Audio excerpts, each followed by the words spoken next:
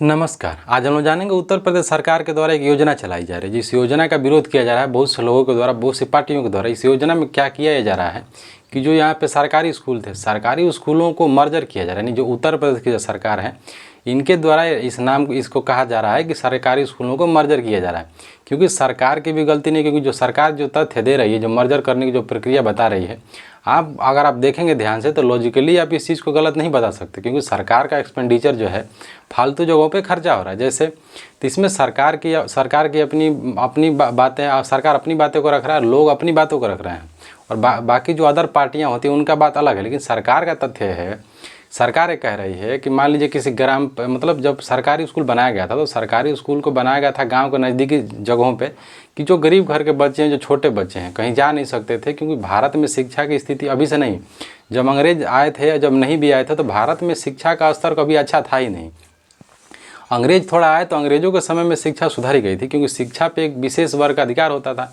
तो अंग्रेज आए तो इस चीज़ को सुधारे थे। लेकिन अंग्रेज़ों के जाने के बाद जो ग्रामीण क्षेत्र था, जो रूरल एरिया था, वहाँ पे शिक्षा का स्तर अच्छा नहीं हुआ था। अर्बन जगहों में सरकारी जो एजुकेशन है वो अच्छा था, चाहे सरकारी स्कूल हो चाहे प्राइवेट स्कूल, वहाँ पे अच्छा था। इसलिए सरकार के द्वारा पहल किया गया और गाँव-गाँव में प्राइमरी स्कूल बनाया गया, कम से कम इस चीज़ को सुधारा जाए।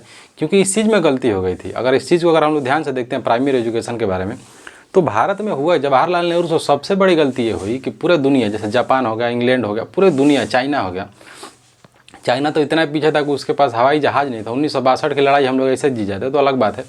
तो चाइना जैसा देश, तो क्या हुआ कि पूरा जितने भी डेवलप देश है, जितने भी विकसित देश हैं, वो लोग क्या किए कि प्राइमरी एजुकेशन को लोग बहुत ज़्यादा फोर्स किए, और उस पर इतना लोग ध्यान दिए, इतना ध्यान दिए कि पूरा दुनिया का जो प्राइमरी एजुकेशन वो सही हो गया। और सही होने के बाद जब आपका प्राइमरी एजुकेशन ही सही हो जाएगा तो अब अच्छा हो जाएगा। भारत में उसका उल्टा हुआ। भारत में क्या हुआ कि प्राइमरी स्कूल को छोड़ दिया गया, मतलब छोड़ दिया कि चलो चल रहा है। तो हुआ है कि ग्रामीण स्तर पे प्राइमरी स्कूल बनाया गया था। लेकिन अभी इसमें समस्या क्या आ रही है 5-10 साल से, कि यहाँ पे बच्चे हो रहे हैं बहुत कम, बच्चे बहुत कम आ रहे हैं। जैसे मान लीजिए कोई स्कूल है, वहाँ पे सरकार की गलती इसीलिए मैं नहीं कहेंगे कि कोई स्कूल है वहाँ पे 40 बच्चे जा रहे हैं, अब पाँच मास्टर पढ़ा रहा है। तो आप सोच के देखिए, सरकार जो है उसको संविदा पे कर नहीं सकती है।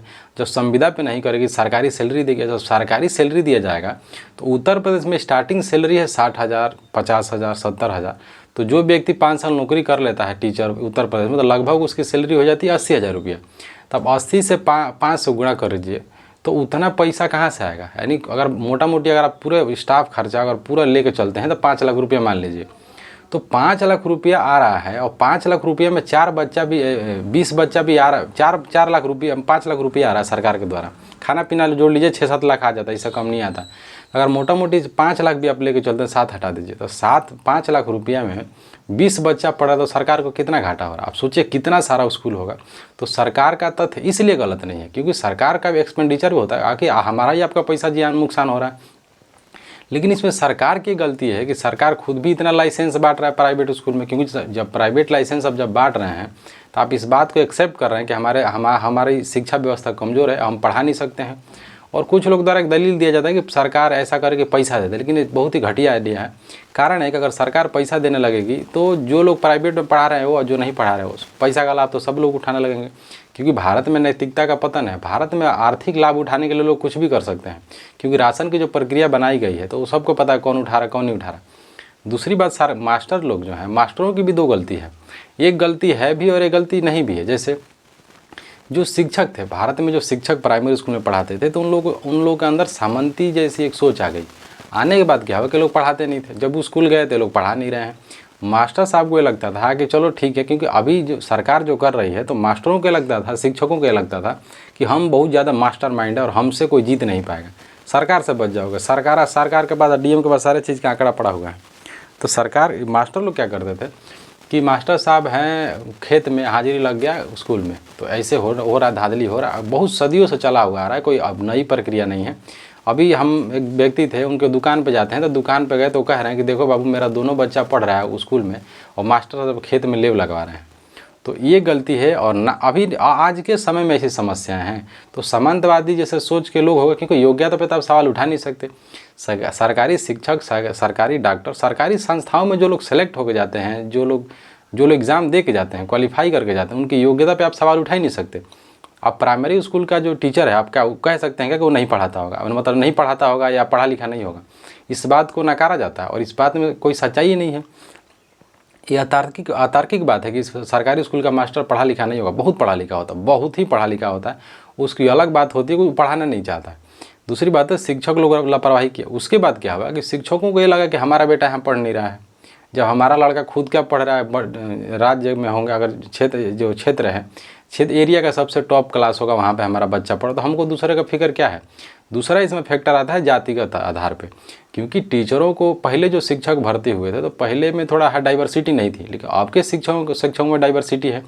पहले में क्या था कि निम्न जाति, अभी में क्या है, पहले तो थोड़ा ठीक था, डाइवर्सिटी था, हर समाज के लोग जाते थे। अभी क्या हुआ है कि अभी एक विशेष वर्ग के लोग जा रहे हैं, जैसे चमार हो गया, भर हो गया, गोंड हो गया, जो निम्न जाति है, मुसहर हो गया, पासी हो गया, इनके घर के बच्चे जा रहे हैं। इनके घर का भी बच्चा कौन जा रहा है?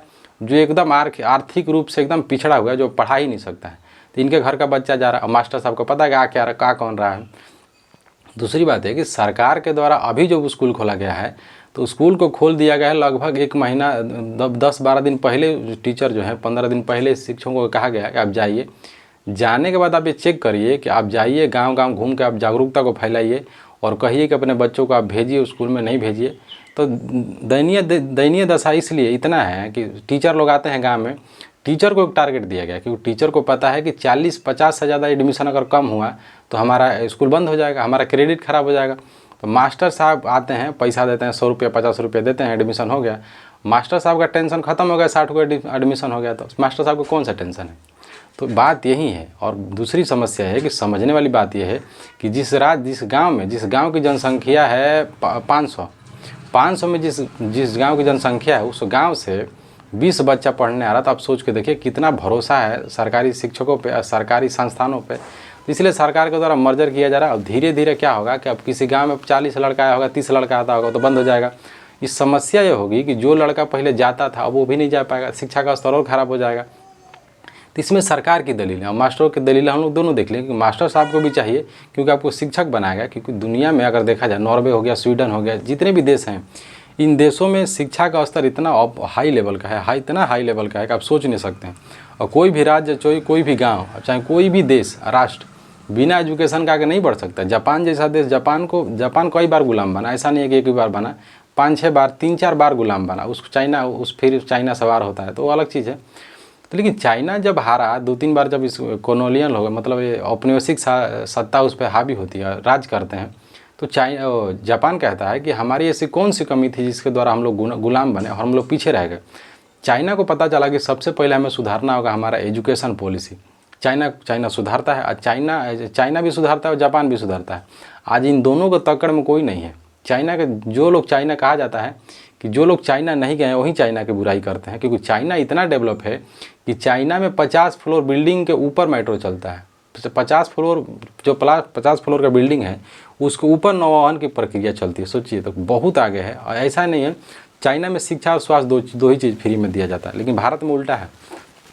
भारत में आपको शिक्षा फ्री में नहीं दिया जाएगा और स्वास्थ्य फ्री में नहीं दिया जाएगा। मतलब क्वालिटेटिव एजुकेशन की बात की जाए तो, क्योंकि आप देख किस राज्य में विश्व स्तर का स्कूल सरकार के द्वारा बनाया गया है। बाकी महिलाओं पे अगर कल का वीडियो हम लोग बनाए महिलाओं पे, क्योंकि सरकार के द्वारा कहा जाता है कि बेटी पढ़ाओ बेटी बचाओ। तो आज कल हम लोग पढ़ेंगे और जानेंगे कि बेटी बचाओ बेटी पढ़ाओ जब योजना बनाई जा रही है तो बेटियों के लिए कितना स्कूल बनाया गया है, कितने यूनिवर्सिटी बेटियों के लिए खोला गया है, बेटियों के लिए रिजर्वेशन किस क्षेत्र में कम किया गया, नहीं किया गया, ट्रेन में बेटियों के लिए क्या सुविधा है, शादी ब्याह हो रहा है। तो हम लोग देखेंगे कल बेटी पे, मतलब ये बेटी पढ़ाओ बेटी बचाओ पे देखेंगे। योजना जब चलाई गई थी तो बेटियों के लिए कौन सा साइंस एंड टेक्नोलॉजी में किया गया था, क्योंकि सरकार हो तो छोड़िए, बेटी छोड़िए, सरकार बेटों के लिए, चाहे पूरे जो लोक कल्याण जो होता है पूरे पब्लिक सेक्टर में, कौन सा पॉलिटेक्निक, कौन सा टेक्नोलॉजी लाई है शिक्षा में, कहाँ से लाया, नहीं आया है।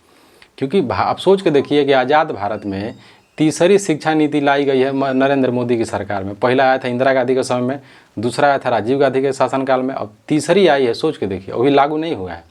लागू भी हो जाएगा तो क्या होगा, क्योंकि उसमें बस हाइपोथेटिकल बात की गई है, क्योंकि उस चीज़ को आए हुए 5 साल हो गया।